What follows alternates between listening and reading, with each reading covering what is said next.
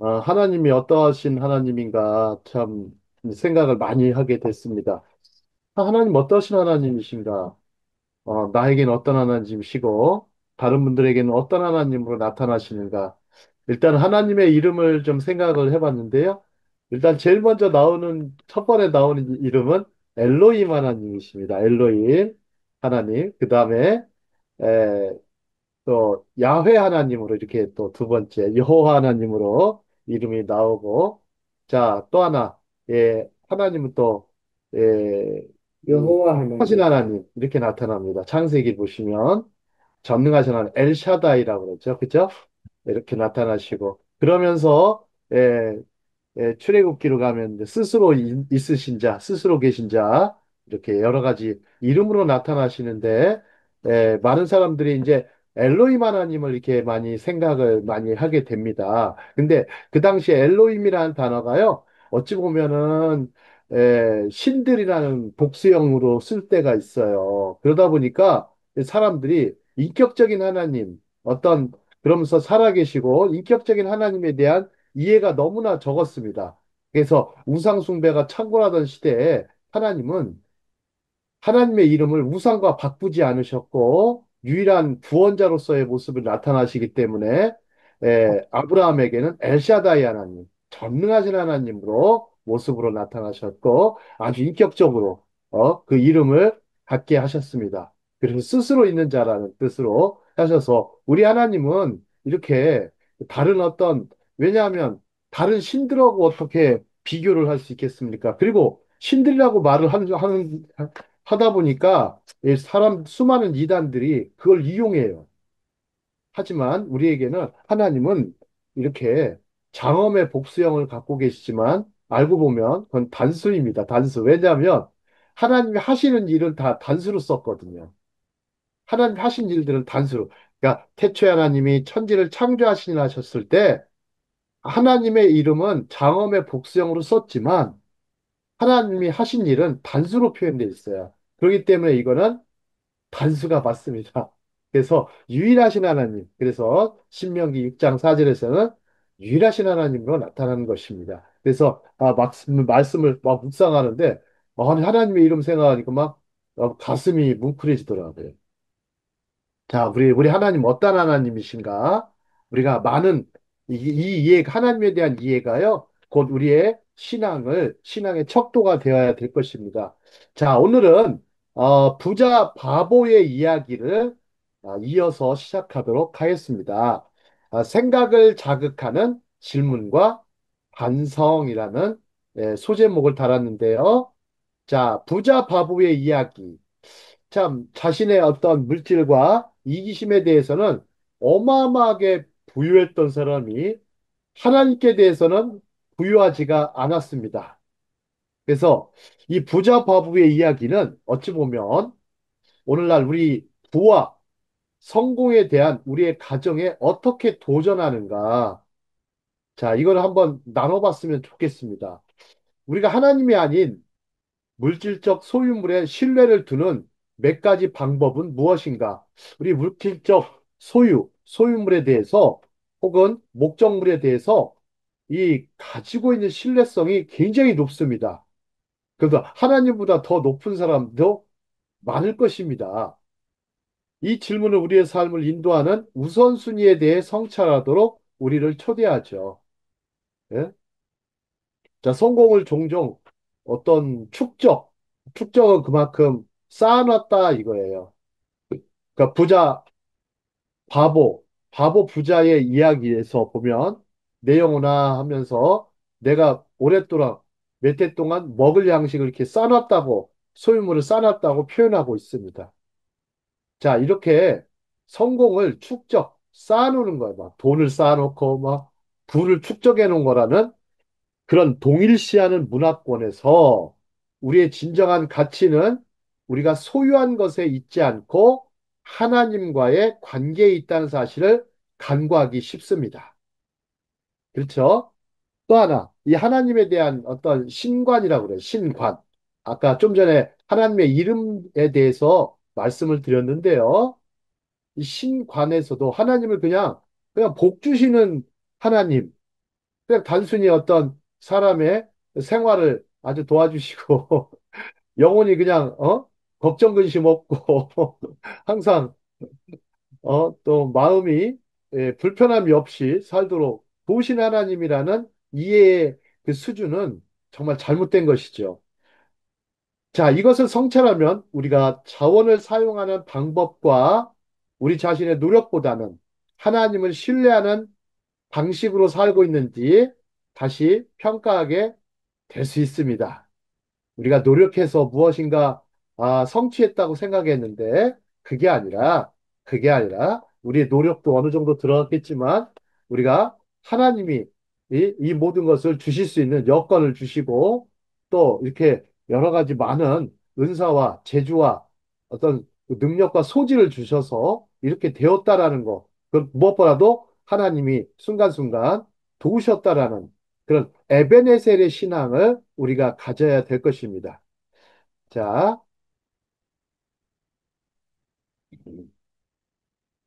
자, 그다음에 우리가 이제 요즘 시대에 우리가 이제 삼불 시대라고 말을 표현합니다. 삼불 시대. 삼불 시대인데 현대 생활은 이 삼불 시대에 가깝습니다. 자, 삼불이라고 하면 뭐가 있냐면 첫째는 불안입니다. 불안. 두 번째는 불확실성. 그다음에 세 번째가 뭔지 아십니까? 세 번째가 뭐 같습니까? 불만입니다. 불평, 불만을 삼불이라고 합니다. 불안하다, 불확실하다, 그 다음에 불평과 불만이 가득하다. 저 얼마 전에 어떤 예전인가요? 제가 한 20 몇 년 전인가요? 전 세계에서 불만 지수, 불평 지수가 높은 나라를 뽑았는데요. 그런 뭐 연구를 한 팀도 있었나 봐요. 한국이 1위로 나왔어요. 한국이 1위라고 합니다. 불평 지수가 의외로 높다라는 거예요. 한국 사람들이. 그 다음에 이제 불안이나 불확실성도 말할 것이 없습니다. 한국은 삼불 시대에 많이 그러다 보니까 이 불안과 불확실성, 이 불만을 잠재울 수 있는 최고의 비결은 돈을 많이 갖는다고 생각해요. 돈을 많이 가져서 그래서 한국에는 로또 열풍이 아니라 로또 광풍이 불어가지고 매주 토요일만 되면 뭐 어마어마하게 줄을 씁니다. 제가 아는 사람이요. 고등학교 동창인데 로또 가게를 차렸는데요. 전국 3위를 달리는 그래서 매년 수십억에 돈을 버는 그런 사람이 됐는데 이 친구를 딱 보면 그냥 로또밖에 떠오르지 않아요. 하나님이 없는 삶을 살아요. 제가 가끔씩은 아니지만 회개하고 하나님을 꼭 믿기를 예수님을 믿기를 바란다는 그런 메시지도 전했습니다. 자, 부자 바보의 이 비유는 현대 생활에서 우리가 직면한 불안에 대해 어떤 방식으로 말하고 있을까? 불안. 우리가 어떻게 하나님의 공급에 대한 더 깊은 신뢰감을 키울 수 있을까?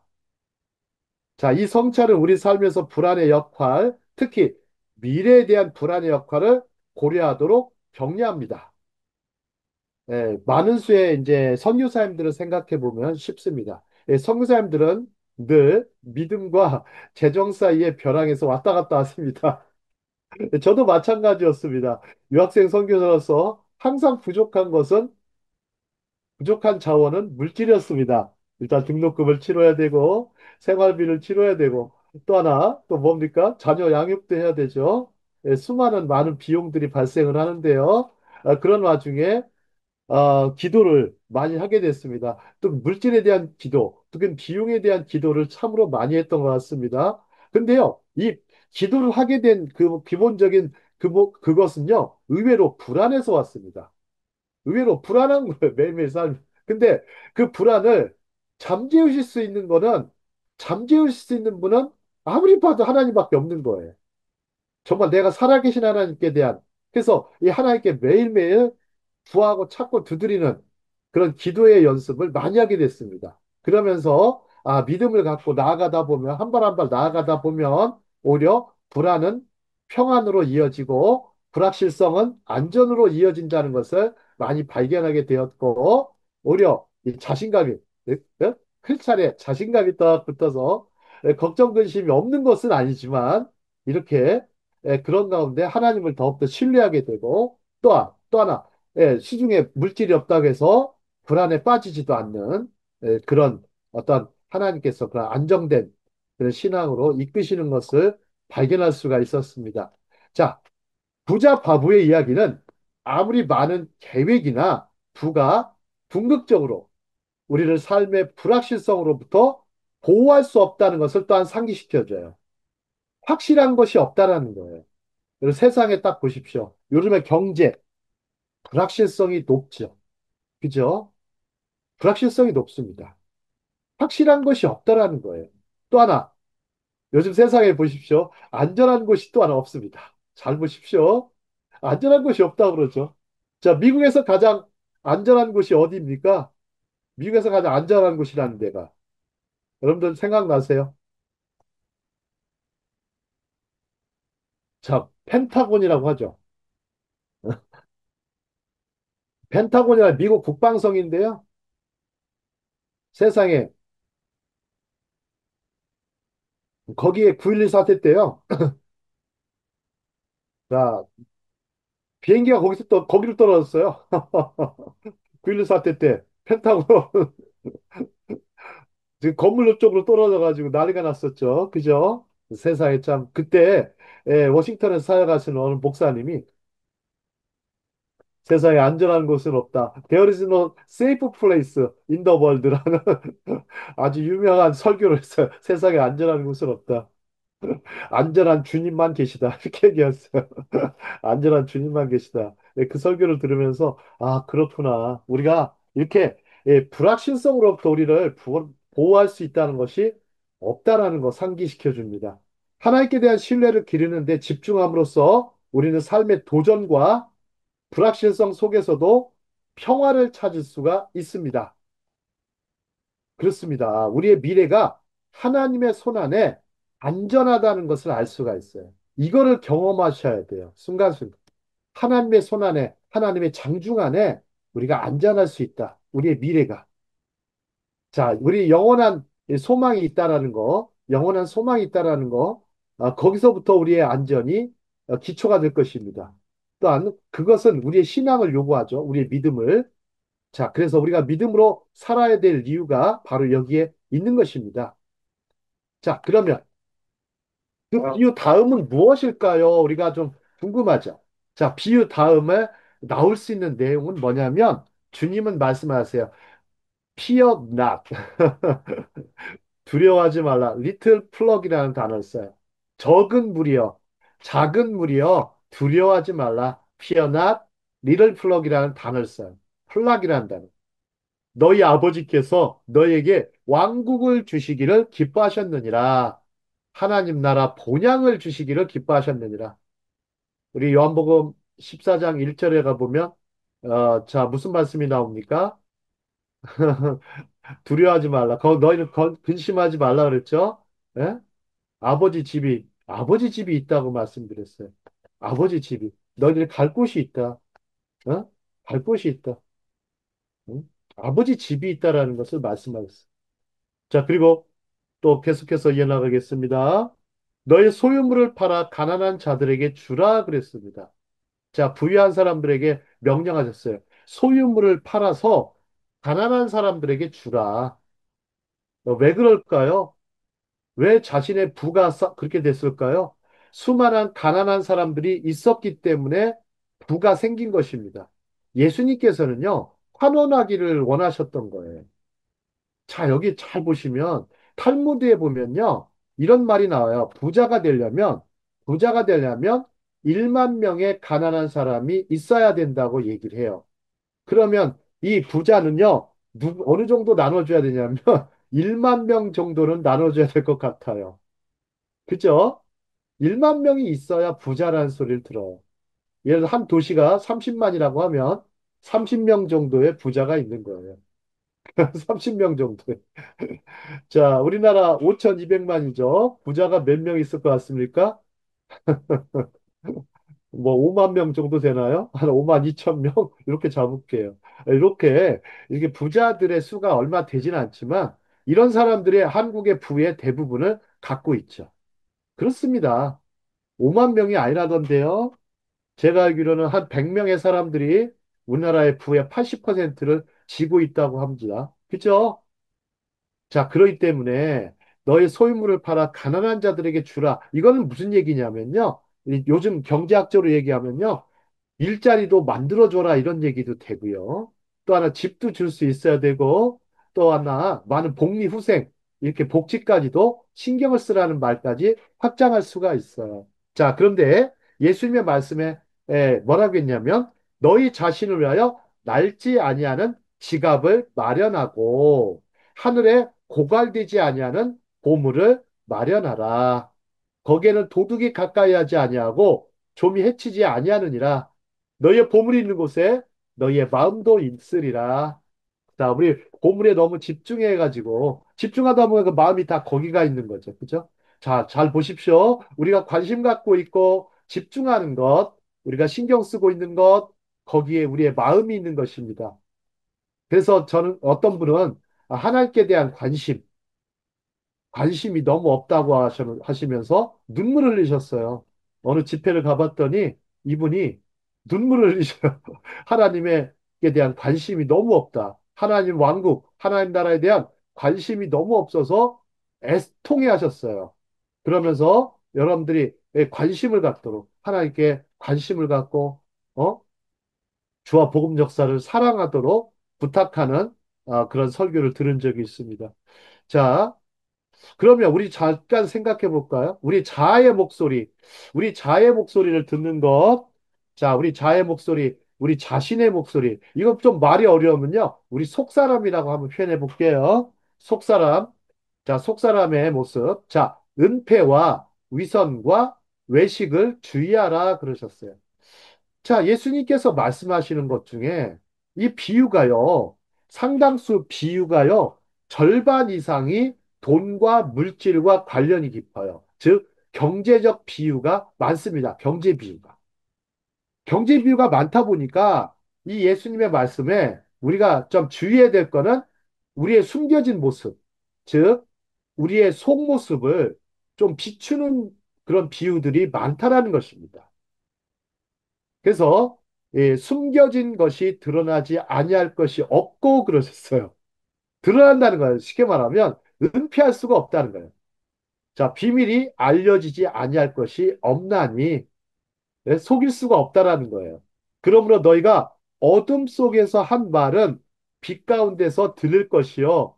너희가 닫힌 문 뒤에서 속삭인 것은 지붕 위에서 전파될 것이니라. 자, 12장 2, 3절에 이렇게 나옵니다. 여러분 어떠세요? 이 말씀 들어보면 참 예수님의 말씀. 우리가 숨길 수도 없고 비밀도 없구나. 자, 탈무드에 보면요. 비밀이 없다라는 말을 써요. 아무리 비밀을 숨기고 싶어도 비밀은 없다. 왜? 왜냐하면 비밀 그 자체가 있기 때문에 그런 얘기를 해요. 비밀 그 자체가 있다라는 거예요. 예? 자, 사람들은 그렇죠. 무슨 이런 말 하잖아요. 너만 알고 있어. 비밀이야. 이렇게 말을 해요. 그럼 어떻게 됩니까? 근질근질합니다. 근질근질해요. 처음에는 참아요. 아무리 자제력 있고 절제력 있는 사람, 아무리 저는 입이 무겁습니다. 이렇게 말하는 사람도요. 결국 언젠가는 폭로를 해요. 세상에 한국에는 요즘에 김뭐뭐 아주 어떤 비서관 1급입니다. 1급 비서관에 이 사람은 얼마나 난 세상에 이렇게 은폐와 위선과 외식이 이렇게 강한 사람은 처음 봤어요. 그런데 그것도 드러나지 않을 게 없더라는 거예요. 세상에. 그러면서 자, 왜 그러냐면 우리가 사회생활을 하지 않고 않는 이상은 언젠가를 드러나게 되어 있어요. 언젠가 드러나게 되어 있어요. 자, 우리의 비위의 대부분은요, 부자의 내면의 생각이에요. 즉, 그의 정신 속에 있는 것, 그의 진정한 자아를 듣는 것입니다. 우리 비유를 잘 보시면요, 이 자아의 목소리를 들어보셔야 돼요. 내가 진정으로 내 속에서 말하는 게 뭐가 있는가. 분명히 귀가 있죠. 우리도 들을 귀가 있습니다. 귀가 있어요. 자, 탈무드에는 네 개의 기가 있다고 그래요. 탈무드에 네 개의 기가 있다고 그래요. 제가 탈무드 학습하면서 자꾸 탈무드 강조하는데요. 자, 탈무드는 네 가지 기가 있다고 그러죠. 일단 육신의 기가 있고요. 우리의 또 자아의 기가 있고요. 선한 걸 듣는 기가 있고 악한 걸 듣는 기가 있다고 그럽니다. 자, 그러면 하나님 앞에서는 아무것도 감추어지지 않으므로 우리는 사람보다 하나님을 두려워야 해야 한다는 것입니다. 우리는 비밀을 지킬 수 있다고 생각해서는 안 됩니다. 비밀은 지킬 수 없습니다. 자, 우리 하나님 앞에서. 자, 그래서 우리나라 속담에도 있지 않습니까? 낱말은 지가 듣고 반말은 새가 듣는다. 세상에. 또 하나, 사람들 도청도 하잖아요. 그죠? 도청. 요즘 보세요. 통화한 거 다 기록들 다 남지 않습니까? 기술이 얼마나 좋은지. 근데 인간이 만든 기술도 이렇게 좋은데 하나님은 어떤 기술을 갖고 계실까요? 참 놀라운 기술을, 전능하신 기술을 갖고 계세요. 그렇기 때문에 우리는요, 참 사람을 보다 하나님을 더 두려워해야 되는 것이죠. 자, 우리는 비밀을 지킬 수 없습니다. 자, 그럼 한번 볼까요? 다윗의 시편. 우리 14편에 보면요. 자, 어리석은 사람에 대한 얘기가 나옵니다. 자, 요한 웨슬레의 어머니가 갑자기 생각나는데요. 요한 웨슬레의 어머니는 수산나 여사입니다. 그분께서는 얼마나 지혜롭고 현명한지 수많은 자녀들을 키우셨죠. 제가 알기로는 12명인가를 낳으셨다 그러는데 그래서 요한 웨슬레가 그러면서 말씀을 듣고 찬송을 부르고 그러면서 12명의 자녀들을 잘 하나님 안에서 양육하셨다고 하죠. 자, 그분에게 어느 날 요한 웨슬레가 물론 감리교 창시자지만 웨슬레가 물어봅니다. 어머니, 어머니가 성경을 잘 아시니까 죄 중에서 가장 큰 죄가 무엇입니까? 이렇게 질문했다라는 거예요. 어머니가 딱 얼마나 현명하신지 시편 14편에 어리석은 것이 가장 큰 죄 중에 하나다 이렇게 얘기했어요. 그때 요한에슬레는 설교를 하면서 나중에 어리석은 자 시편 14편을 설교했다고 그러죠. 자, 왜 그런가 했더니 어리석은 자는 그의 마음에 이르기를 하나님이 없다 하는도다. 자, 이게 참 무서운 말인 것 같습니다. 하나님이 없다. 여러분 하나님 계신데 하나님이 없다고 할 수 있겠습니까? 이거보다 큰 거짓말이 어디 있겠습니까? 그죠? 하나님이 계신데 하나님이 없다 하는 거. 자, 심지어 석박사들도 그런 얘기를 떠들죠. 그죠? 아니, 내노라하는 학자들도 그런 얘기 떠들고 내노라하는 뭐 권력자들도 하나님이 없다 하도다. 여러분들 이거 보세요. 하나님이 없다고 하는 사람들이 하는 행동들이나 말들을 한번 보세요. 얼마나 자, 뭐가 없습니까? 정말 그의 마음에 하나님이 없는 사람들이죠. 그죠? 자, 그들은 일단 보세요. 부패하고 행실이 가증하니 그랬어요. 선을 행하는 자가 없도다. 여호와께서 하늘에서 인생을 굽어 살피사 그랬어요. 지각이 있어 하나님을 찾는 자가 있는가 보려 하신즉 다 치우쳐 함께 더러운 자가 되고 선을 행하는 자가 없으니 하나도 없도다 그랬어요. 자, 그래서 사도 바울은 의인은 없나니 하나도 없으며 그랬죠. 로마서 3장 10절에서. 자, 그다음에 죄악을 행하는 자는 다 무지하냐? 그들이 떡 먹듯이 내 백성을 먹으면서 여호와를 부르지 아니하는도다. 하나님의 성호, 하나님의 이름을 부르지 않습니다. 네, 끝까지 어리석게 태어나서 어리석게 살다가 어리석게 죽는다는 것입니다. 그렇죠? 우리가 하나님의 말씀, 하나님의 어떤 이 뜻, 하나님의 이름을 우리가 구하고 찾는 그런 사람들이 되어야 되겠습니다. 그게 또 지혜로운 자라는 뜻이죠. 우리가 인간의 지혜가 아닌 하나님의 지혜는 바로 하나님을 경외하는 데서 있다라는 거, 하나님을 두렵고 떨림으로 섬기는 데 있다라는 걸 기억하셔야 됩니다. 자, 우리 누가복음 16장 9절하고 디모데전서 6장 17절, 19절로 가보도록 하겠습니다. 자, 우리 16장 9절에 보시면 내가 너희에게 이르노니 세상 제물로 너희 자신을 위하여 친구를 사귀라. 여기 조금 특이한 말씀이 있어요. 세상 제물로 친구를 사귀라. 재물을 쓰란 얘기예요. 재물을 쓰란 얘기고. 그러면 세상 재물이 없어질 때 너희가 영원한 처소로 영접을 받을 것이다. 세상에 여기서 친구는 누굴까요? 친구. 여러분 친구가 누굴까요? 우리 성경을 좀 영적으로 좀 생각해 보세요. 하나님은요, 아브라함에게 어떤 분으로 나타나셨어요? 전능하신 하나님으로 나타나셨지만 하나님의 친구로 또한 나타나셨어요. 친구, 하베르로 나타나셨어요. 어? 참 특이하죠? 또 하나, 요한복음에 보면 예수님은 제자들한테 뭐라고 했습니까? 나의 계명을 가지고 나의 계명을 지키는 자는 나의 친구라 그러셨어요.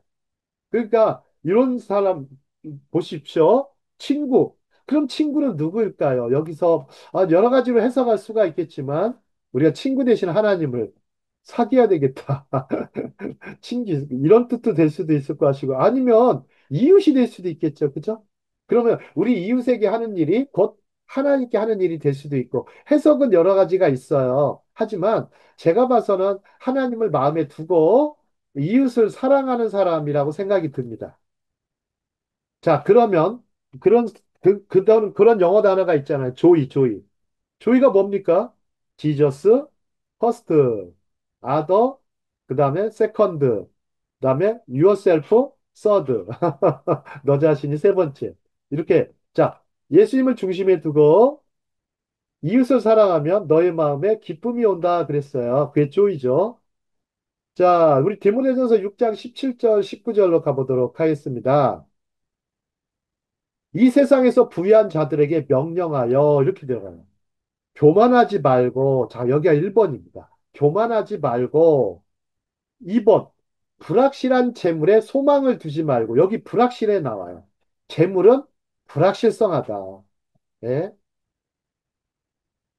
자, 우리 가수 송대관 선생님께서, 물론 예수님을 믿으시고 돌아가셨지만, 수많은 그 재물들, 아마 제가 알기로는 70억인가, 그걸 평생 갚느라고, 70억인가 700억인가 그 나이 늦도록 70 중반까지 노래를 부르다가 이렇게 떠나셨어요.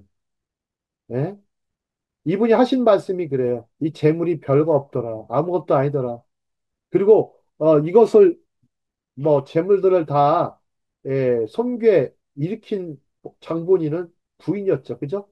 부인을 한 번도 원망하지 않았다는 거예요. 자신의 어떤 주신 동력자를 원망하지 않았다고 합니다. 그러면서 신앙을 갖도록 우리한테 부탁을 하고 이렇게 떠났다고 하죠. 자, 그 다음 세 번째, 우리에게 모든 것을 풍성하게 공급하여 누리게 하시는 하나님께 소망을 두라. 풍성하게 공급하신다. 공급자, 아주 리치 프로바이더예요. 리치 프로바이더, 어분던트 프로바이더예요. 공급자. 그래서 우리 시편 23편에 보면 여호와는 나의 목자시니 그러면서 내가 부족함이 없으리로다. 풍성한 공급자로서의 그 이미지, 하나님께 이미지가 있다라는 것입니다. 그 다음에 선을 행하고, 이게 네 번째입니다. 선을 행하라. 그 다음에 다섯 번째, 선행에 부유하며 세상에 선행을 해도 좀 그냥 소심하게 하지 말라는 거예요. 선행을 해도 부유하게 하래요, 세상에. 선행에 대해서도 부유하게 해라. 적당히 하지 마라. 어? 저는 그런 것 같습니다. 어저께도 헌금을 드리면서 예, 지갑에 이제 헌금을 드리면서 딱 뭐 헌금 얘기를 해서 좀 그렇지만 아니 보니까 좀 남길까 말까 고민이 되는 거예요. 내가 쓸 것이 있는데 아니다. 그러니까 좀 갈등하고 있다가 지갑에 있는 돈들을 다 꺼내가지고 다 헌금을 하니까 속 편하더라고요. 이렇게 무엇이든지 좀 하나님께 좀 부여했으면 좋겠습니다. 그 다음에 여섯 번째 보세요. 기꺼이 나누어 주도록 명령하여라. 참 세상에 이런 말씀이 있었는가? 저는 이게 보면서 디모데전서에 이런 말씀이 있었네. 아니 저도 이게 평상시 그냥 관심 안 갖고 그냥 대충 읽으니까 이렇게 됐는데. 자, 이렇게 하여 그들은 장래 세대를 위하여 튼튼한 기초가 되는 재물을 쌓아서 여기다 밑줄 치세요. 장래 세대를 위해서, 다음 세대를 위해서 튼튼한 기초가 되는 재물. 이거 참 중요한 것 같습니다. 다음 세대를 위해서 우리가 할 일이 뭔가? 지금의 세대, 기성세대라고도 할 수 있고, 선진세대는요, 좀 지금 이렇게 노년의 세대들은 무슨 일을 해야 되냐면, 바로 다음 세대를 위해서 튼튼한 기초가 되는 재물을 쌓아서 참된 생명을 붙잡을 수 있을 것이다. 이 다음 세대 사역, 이 다니엘 기도에도 요즘에 있지만, 이 다니엘 과 같은, 혹은 다윗과 같은 혹은 솔로몬 같은 그런 어떤 이 하나님의 인재들 또 하나님의 일꾼들이 나타나려면 이런 준비가 있어야 될 것 같습니다. 튼튼한 기초가 되는 재물. 여기서 보세요. 여러분들 재물을 대해서 가볍게 얘기하지 않습니다. 우리는 돈에 대해서 얘기하려면 약간 이리 빼고 저리 빼는데 성경은요, 오히려 이 재물에 대해서 적극적으로 얘기를 해요. 적극적으로 해요. 부유한 사람들에게 명령한다 그래요. 그러면 교회에서도 이런 어떤 설교를 할 때 부유한 사람들에게 적극적으로 다음 세대를 위해서 기초가 되는 재물을 쌓도록 부탁해야 되겠죠. 그죠? 하나님께 대해서 부유한 삶, 예? 불확실한 재물에 소망 두지 말고, 예? 다음 세대. 왜 우리가 유산을 나눠 줍니까? 상속? 다음 세대를 위해서 주는 거잖아요. 그죠? 아, 자녀들을 위해서 주잖아요. 예? 튼튼한 기초를 주잖아요. 그거는 왜요? 근데 우리는 정말 하나님 나라에 대한 상속자라고 부르죠. 그래서 하나님 나라 상속자. 자, 유산을 나눠줄 때는 이런 각오로 하면서 어마어마한 거금을 주죠. 자녀들한테 이게 불로소득이에요, 불로소득. 근데 그게 아니라 평상시 있잖아요. 저는 그런 것 같습니다. 제가 이제 카피라이터 생활을 하면서 어떤 광고를 하나 하게 됐어요. 이 광고 중에 하나가요, 이거예요. 예를 들어서 아프리카에는 헐벗고 가난해서 굶주려 죽는 사람들이 참으로 많습니다.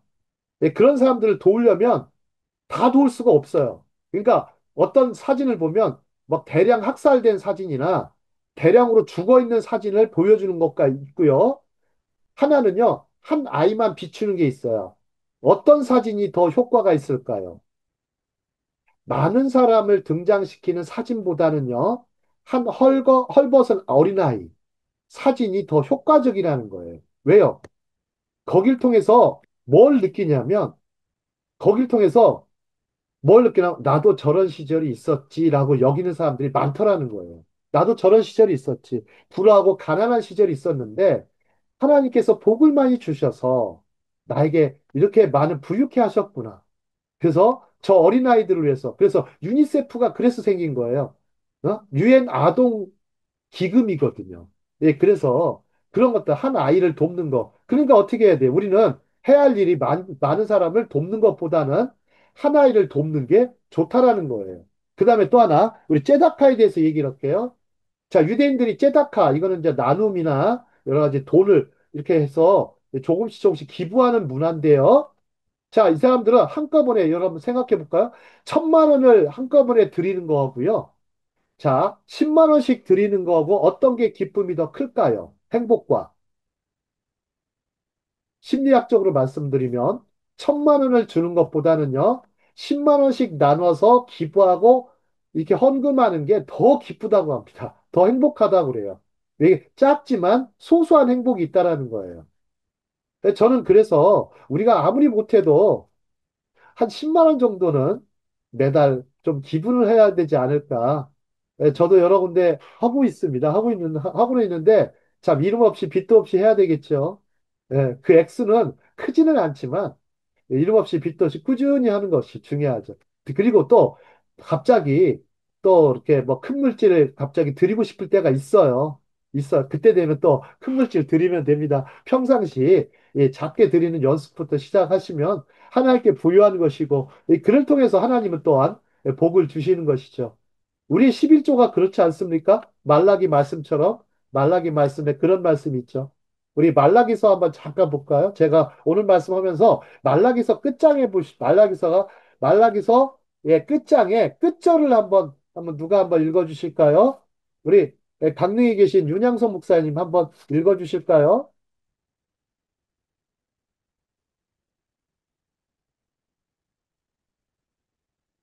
자, 말라기서 마지막. 예. 끝장 끝장.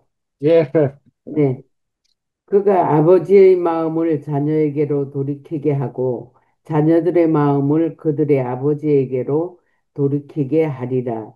돌이키지 아니하면 두렵건대 내가 와서 저주로 그 땅을 칠까 하노라 하십니다.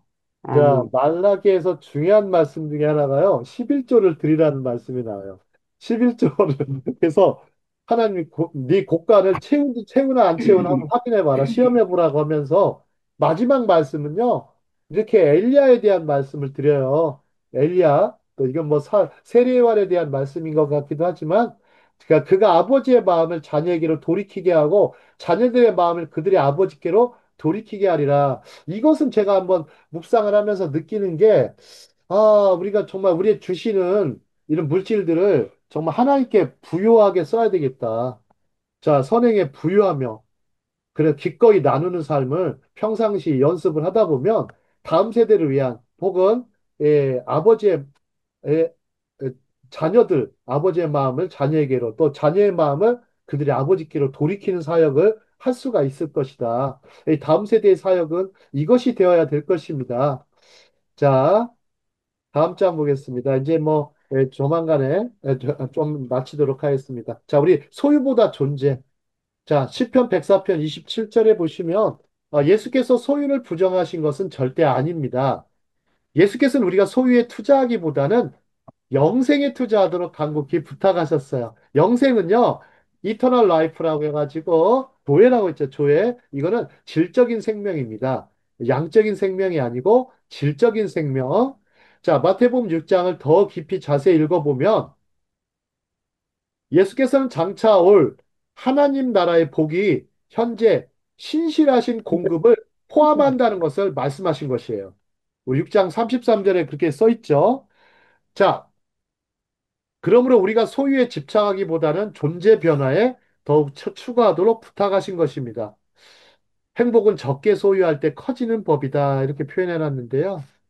예. 제가 뭐 많이 가져본 적이 별로 없어서 행복에 대해서는 행복과는 굉장히 약간 좀 소극적일 수도 있지만은요.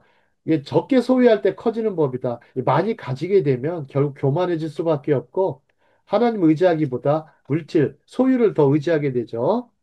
자, 27절에 한번 보겠습니다. 이것들은 다 주께서 때를 따라 먹을 것을 주시기를 바라나이다.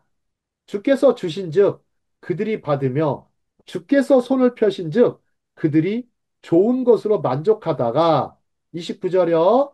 주께서 낯을 숨기신즉 그들이 떨고 주께서 그들의 호흡을 거두신즉 그들은 죽어 먼지로 돌아가나이다. 우리 시편 104편입니다. 세상에 때를 따라 먹을 것을 주시고 일용할 양식을 주신다는 것이고요. 또 주께서 주신 그들이 받는다는 것이에요. 주시는 하나님, 주신 하나님. 또 주께서 손을 펴셔 나눠주시며 그들이 좋은 것으로 만족하다가 나중에는 이렇게 우리가 먼지로 돌아가는 인생, 흙으로 돌아가는 인생이 된다는 것입니다. 자, 자, 지금 이제 우리의 강의는 이제 여기까지 하도록 하고요. 이제 부자의 비유. 우리 어리석은 부자의 비유. 그냥 단순한 비유자. 자, 세상에는 많은 부자들이 존재를 하죠. 부자들 존재를 하는데 이 부자들은 참, 참, 부자들이 나쁜 게 아니죠. 그죠? 근데 예수님께서는 부자가 천국 들어가기는 낙타가 바늘기에 들어가는 것보다 더 어렵다고 그러셨는데, 원래 이 정확하게 해석을 잘못해가지고 그렇게 됐다고 그러는데요. 이 부자라고 해도 천국에 못 가는 것이 아닌데, 이렇게 좀 부자가 되면 들어가기가 어려운 거는 정말 사실인 것 같습니다. 영적 사실인 것 같습니다. 정말입니다. 예, 왜냐하면 보물이 있는 곳에 내 마음이 있기 때문에, 이 보물에 있는 곳에 마음이 있기 때문에, 우리가 이 마음이 얼마나 중요한가, 우리 자아가 어디로 향하고 있는가, 이 부분을 우리가 깊이 생각해 보면서, 또 하나, 날마다 일용할 양식을 주시고, 또 양식 주시는 여호와, 우리 루키를 보면 그게 느낄 수 있죠. 양식 주시는 여호와, 복 주시는 여호와, 그 하나님 안에서 우리가 복락을 누리면서 또 하나, 이게 또 재물들이 또 다음 세대를 세워가는 튼튼한 기초라는 거, 장래 세대를 세워가는 튼튼한 기초라는 우리 디모데 말씀처럼 우리가 재물을 잘 써야 되겠습니다. 많은 분들은 많게, 적은 분들은 적게, 없는 분들은 하나님께 또 구하면서 또 이렇게 하나님께 드리는 연습. 이것이 우리의 또 경건과도 관련이 있기 때문에 또 경건의 연습과도 관련이 있기 때문에 매일매일 지속적으로 해나가야 하겠습니다. 오늘 강의 들어주셔서 감사합니다.